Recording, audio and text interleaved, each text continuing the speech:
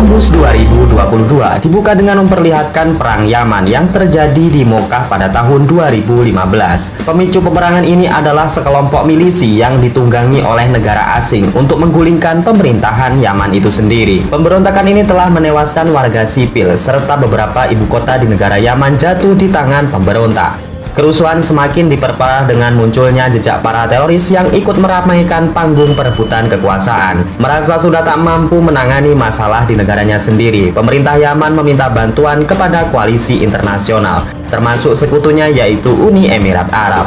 Scene kemudian menunjukkan sebuah pangkalan militer pasukan Uni Emirat Arab yang berada di kota Mokkah. Di sebuah tempat pelatihan kebugaran, kita diperkenalkan dengan seorang tentara yang bernama Sersan Bilal Asadi, lalu Sersan Ali Al-Mismari, kemudian Sersan Al-Hindasi, dan juga Sersan Al-Falasi. Terlihat keempat tentara ini sangat bersemangat lantaran sebentar lagi tugas mereka selesai. Mereka akan dijadwalkan pulang minggu depan dan dapat kembali ke keluarganya tercinta. Di tempat lain kita diperkenalkan dengan dua orang tim medis yang bernama Sayari dan juga Balusi. Setelah latihan terlihat Sersan Ali tengah membuat patung kuda yang sangat lucu. Ia berniat memberikan hadiah tersebut kepada putrinya yang tengah berulang tahun pada saat pulang nanti. Sudah menjadi rutinitas mereka untuk melakukan patroli rutin setiap harinya. Pasukan patroli 01 dan 02 ditugaskan untuk membagikan bahan makanan dan memastikan keamanan warga sipil. Tugas tersebut rupanya adalah patroli terakhir bagi Ali, Bilal, dan juga Hindasi sebelum kepulangannya minggu depan. Dan setelah persiapan dirasa cukup, dua kendaraan perang berkode 01 dan 02 pun meninggalkan pangkalan. Film kemudian beralih memperlihatkan komandan cepat tanggap yang bernama Kolonel Al-Masruri. Di siang itu ia tengah ngopi santai bersama rekannya yang bernama Kapten Said. Diketahui jika minggu depan Kolonel Masruri akan melaksanakan tugas ujian promosi kenaikan pangkat. Untuk itu ia meminta Kapten Said menggantikan posisinya di pangkalan semasa ia masih bertugas. Kita kembali terfokus kepada pasukan patroli. Setelah beberapa saat berjalan, mereka bertemu dengan dua kendaraan pasukan Yaman yang juga tengah berpatroli. Satu kendaraan tentara Yaman mengalami masalah dan di sana pasukan Uni Emirat Arab mencoba untuk membantunya. Salah seorang tentara Yaman melaporkan jika di depan sana terlihat beberapa orang beraktivitas mencurigakan di atas bukit. Bilal yang menerima laporan tersebut kemudian berangkat dengan pasukan yang berada di kendaraan 01. Sedangkan pasukan yang berada di 02 ditugaskan untuk membantu memperbaiki kendaraan Yaman yang tengah rusak. Setelah beberapa kilometer berjalan, Bilal dan pasukan 01 bertemu dengan beberapa orang warga Yaman. Di sana pasukan Uni Emirat Arab membagikan bahan makanan yang sedang mereka bawa. Salah seorang bapak kemudian mengatakan kepada Bilal jika kemarin malam mereka kerap mendengar dentuman tembakan dari seberang bukit. Mengetahui hal itu, Bilal, Ali, dan juga Hindasi segera berangkat ke sana untuk meriksa lokasi yang dimaksud.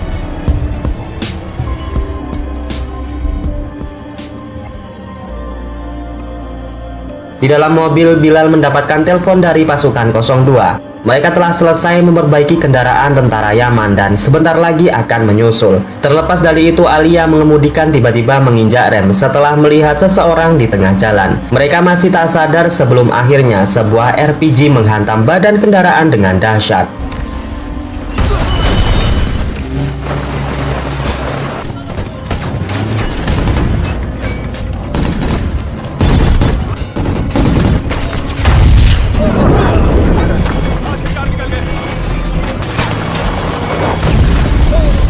Markas pusat yang menerima laporan segera merespon dengan memerintahkan Masruri dan juga Said untuk segera mempersiapkan pasukan cepat tanggap. Tak hanya itu, drone intai diterbangkan ke wilayah konflik untuk memberikan kondisi aktual yang terjadi.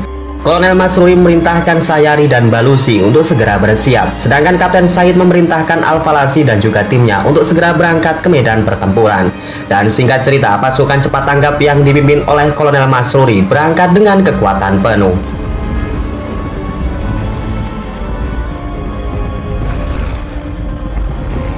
Scene kemudian berpindah di zona pertempuran. Mobil mereka terjebak dengan senjata mesin yang sudah rusak. Mereka tak ada pilihan lain selain menyiapkan senjata untuk berjaga-jaga. Kondisi semakin diperparah saat Bilal yang mencoba meminta bantuan kepada pasukan patroli 02. Namun sayangnya alat tersebut telah rusak. Tak menyerah begitu saja, pasukan ini pun mencoba menghubungi markas pusat dengan telepon seluler. Namun sayangnya di tempat tersebut tak ada sinyal sama sekali. Di lain sisi, pasukan pemberontak mulai mendekat dan menembaki mereka. Begitu juga dengan pasukan patroli 02 yang telah mendekat langsung dihantam dengan tembakan RPG.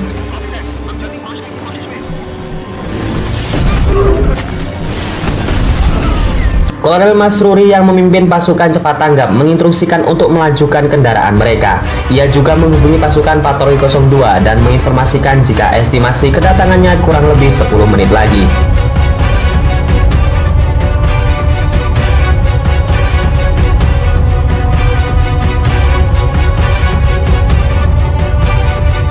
Sin kemudian menunjukkan pemimpin pasukan pemberontak di mana ia menyuruh anak buahnya untuk mengabadikan momen tersebut. Dan tak lama kemudian sebuah RPG kembali ditembakkan. Ia juga memerintahkan pasukannya untuk segera menanam ranjau darat di tengah jalan. Maksud dan tujuannya adalah untuk menyambut pasukan cepat tanggap yang akan datang ke sana. Karena dua RPG yang ditembakkan musuh membuat Hindasi yang duduk di kursi belakang mengalami luka yang lumayan parah. Pasukan cepat tanggap akhirnya telah sampai di lokasi pertempuran. Namun karena alasan keamanan, mereka kemudian memutuskan untuk berhenti sebelum adanya perintah dari markas pusat. Tak lama setelahnya, pasukan patroli 02 mendekat dengan keadaan mobil tempur yang sudah rusak parah. Pasukan cepat tanggap segera memadamkan api dan memberikan pertolongan. Tentara musuh yang sudah mengetahui kedatangan pasukan cepat tanggap segera merespon dengan skema penyerangan mortir jarak jauh.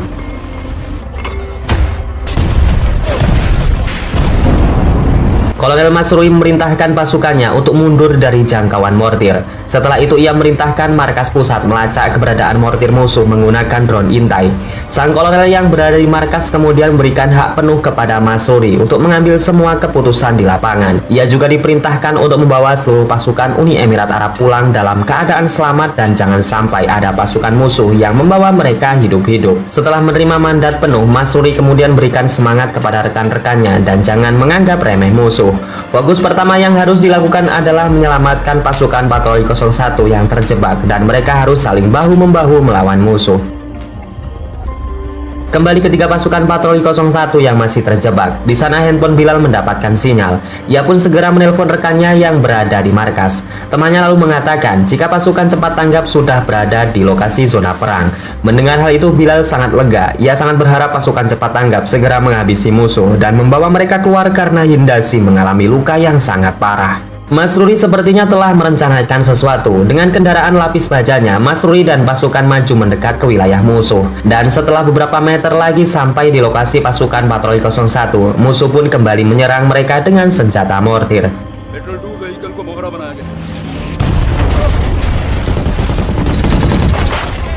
Setelah mengetahui titik koordinat pasukan mortir musuh, Masruri kemudian memerintahkan pusat komando untuk memberikan bantuan skema penyerangan udara. Markas yang menerima laporan tersebut kemudian bergegas merespon dengan mengirim helikopter serang Apache untuk menghancurkan senjata mortir musuh. Gagal menghancurkan mobil yang dikendarai pasukan Masruri, pemimpin pasukan pemberontak kemudian menyuruh anak buahnya kembali menyerang pasukan patroli 01. Musuh terus menghujami peluru dan memaksa untuk ketiga tentara ini untuk keluar dari mobil. Namun bukannya menyerah, Bilal justru memberikan perlawanan dengan menembaki pasukan pemberontak. Namun hal itu segera direspon oleh sniper musuh yang sedari tadi memang mengincar kepala mereka.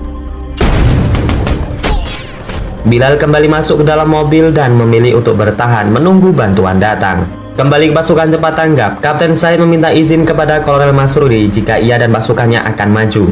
Mendengar hal itu, Masruri kemudian mengizinkan Kapten Said untuk bergerak lebih dulu sembari menunggu heli Apache datang.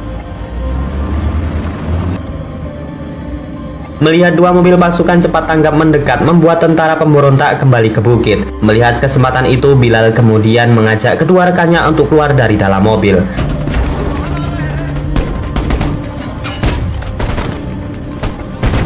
Asap tebal yang membumbung juga melindungi mereka dari tembakan sniper. Ali kemudian melihat sebuah lokasi yang terlihat aman. Ia kemudian mengajak rekannya untuk berpindah ke spot tersebut. Namun karena Bilal dan juga Hindasi yang terluka di bagian kaki tak bisa bergerak cepat, Ali kemudian memutuskan untuk bergerak lebih dahulu, sedangkan Bilal diminta untuk membackup dari serangan musuh. Namun sayang seribu sayang, langkah Ali harus pupus setelah sniper musuh menembak 2 kali di bagian dada yang membuatnya harus tumbang.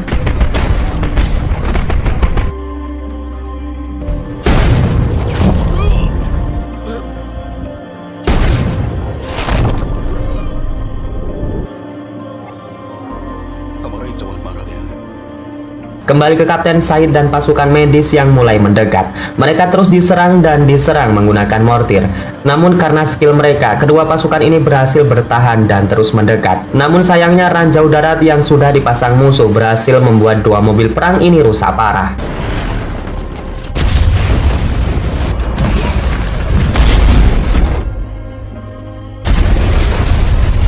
Kapten Said kemudian melaporkan jika kendaraan mereka sekarang rusak parah dan musuh mulai menyerang dari berbagai sisi.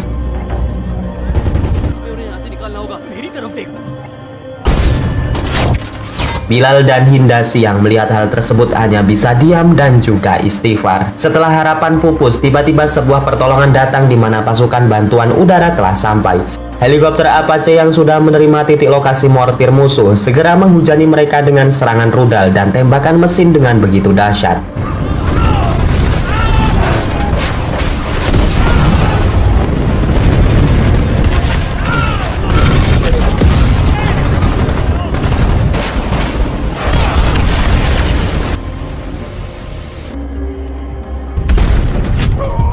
Kapten Said tertembak di bagian bahu kanan oleh sniper musuh. Mereka kemudian mengevakuasi Kapten Said dan menyelamatkannya. Namun heli Apache yang sudah kehabisan amunisi ditarik mundur, mengingat musuh memiliki senjata RPG yang sewaktu-waktu dapat menembak mereka jatuh. 2 mobil perang pasukan cepat tanggap segera menuju untuk membantu penyerangan. Namun kembali lagi, tentara pemberontak memasang ranjau darat untuk menyambut kedatangan mereka. Sebetulnya nih guys, drone yang berada di markas melihat jebakan tersebut. Namun alat komunikasi yang berada di 2 mobil tersebut bermasalah, sehingga informasi ini gagal diterima. Akibatnya 2 mobil pasukan cepat tanggap yang terus melaju kembali terjebak dan meledak saat memasuki kawasan ranjau. 2 mobil pasukan cepat tanggap kembali rusak parah. Masruri kemudian meminta pusat komando untuk memberikan gambaran satelit yang lebih luas. Di sini Masruri berpikir sejenak dan sepertinya sudah merencanakan sesuatu. Ia kemudian menginstruksikan kepada seluruh pasukannya untuk bergerak maju dan menggunakan kendaraan yang sudah rusak sebagai tameng perlindungan. Sebetulnya rencana nekat ini ditolak oleh komandan di markas pusat. Menurutnya jika Masruri maju maka ia akan diincar karena dialah sang pemimpin. Namun Masruri tetap nekat melakukan rencana ini karena seluruh pasukan yang terjebak sekarang hanya berharap bantuan datang. Mendengar hal itu, sang komandan tak ada pilihan lain selain mendukung rencana Masruri. Ia kemudian merintahkan sekuat jet tempur F-16 untuk membantu skema penyerangan udara. Dan setelah mendapatkan instruksi dari Masruri, seluruh pasukan cepat tanggap maju serentak dan baku tembak pun kembali terjadi.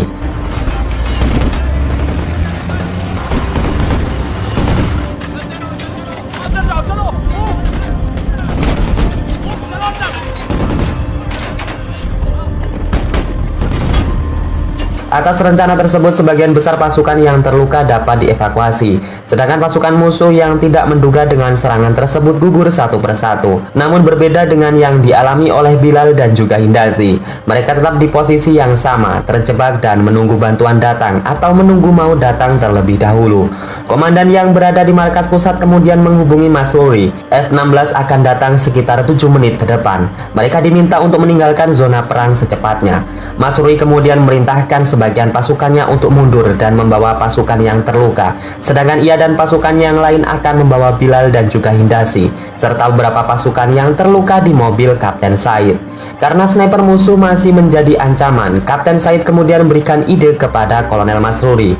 Mereka akan menutup area dengan kabut asap tebal saat pasukan Masruri menyelamatkan Bilal dan juga Hindasi, sedangkan ia akan mencari sniper musuh yang tadi sempat melukai bahunya.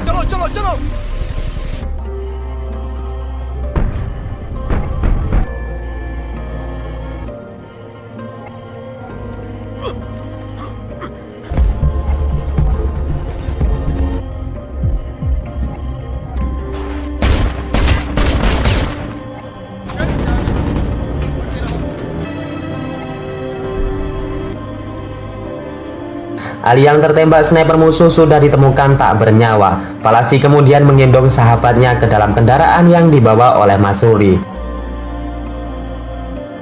Di sana Bilal yang melihat jasad Ali sangat bersedih, di mana sahabat karibnya telah gugur dalam pertempuran. Dan singkatnya seluruh pasukan dibawa mundur, termasuk Kapten Said yang menyusul naik ke dalam kendaraan. 7 menit telah berlalu, kini pasukan jet tempur F-16 telah mengkonfirmasi posisi mereka telah sampai di titik yang dimaksud. Masruri kemudian merintahkan pilot jet tempur menghabisi mereka dengan seluruh amunisi yang mereka bawa. Dan setelah itu pun ledakan pun terjadi.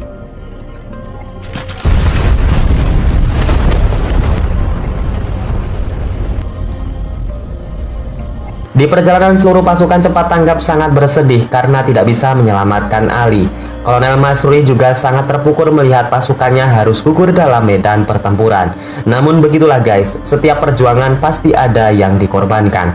Seluruh pasukan kemudian mendoakan Ali dengan khusyuk, berusap tangis yang membasahi pipi pejuang muslim tentara Uni Emirat Arab. Setibanya di markas pusat, tim medis segera memberikan pertolongan lanjutan bagi pasukan yang terluka.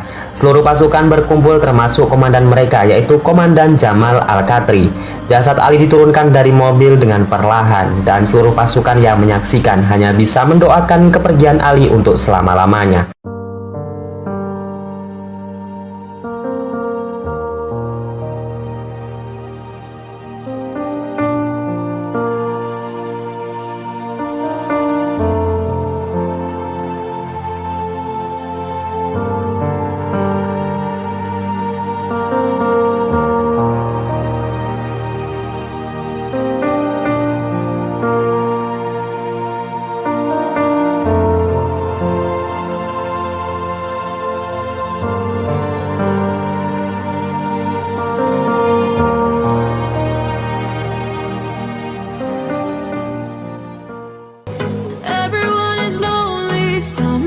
Oke, segitu aja alur cerita pada episode kali ini. Semoga kalian suka dan bisa mengisi waktu kosong kalian.